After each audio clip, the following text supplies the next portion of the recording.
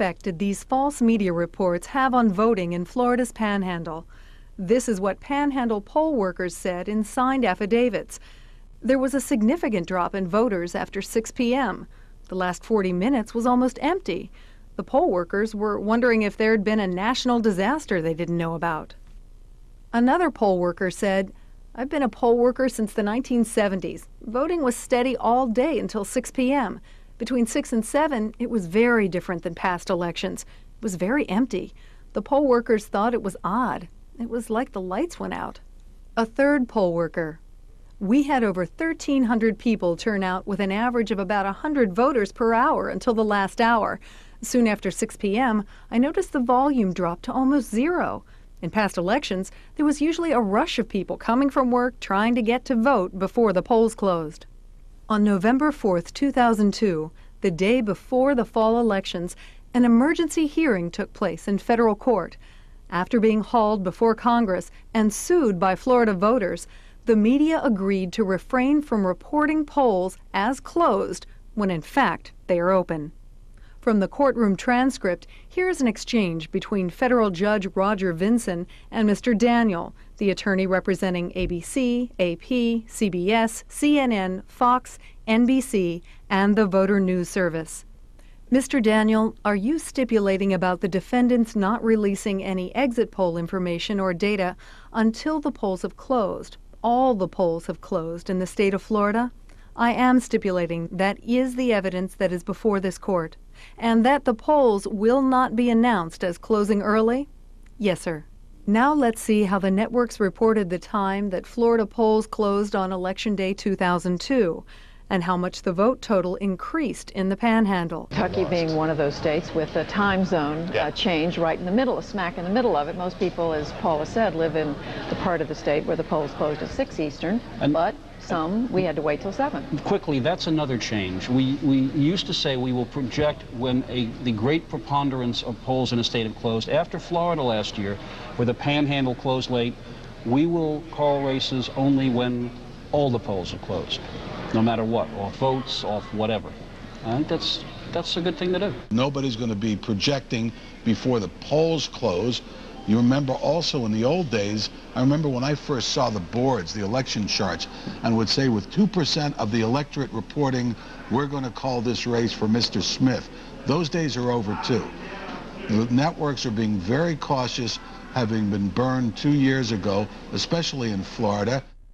Because the media reported the truth about when the polls in Florida closed, turnout in the Panhandle increased by 20,000 votes in 2002 over the last off-year election. In the 2000 presidential election in Florida's Central Time Zone, for every 1 vote Gore received, Bush received 2.16 votes.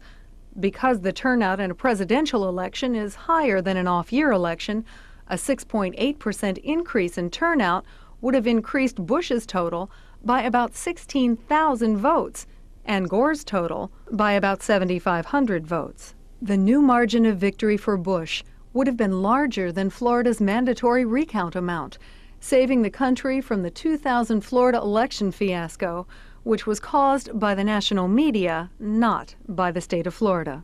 Now let's look at how the media got it right in the 2002 election by reporting that Florida polls closed at 8 p.m. Eastern Time. Here is a CBS election update as we approach 7 p.m. Eastern Time. Polls are about to close in the first 5 states: Kentucky, Vermont, Virginia, South Carolina, and Georgia. Stay tuned for our election night coverage, which begins, well, in just a few seconds now, with the polls are going to when the polls close in 6 states, including Georgia, Kentucky, South Carolina, and Vermont, as well as Virginia. And welcome back to our team coverage here, 7 p.m. in the East, and the polls have now closed in 6 states: Georgia, Kentucky, South Carolina, Virginia, Georgia, and Vermont.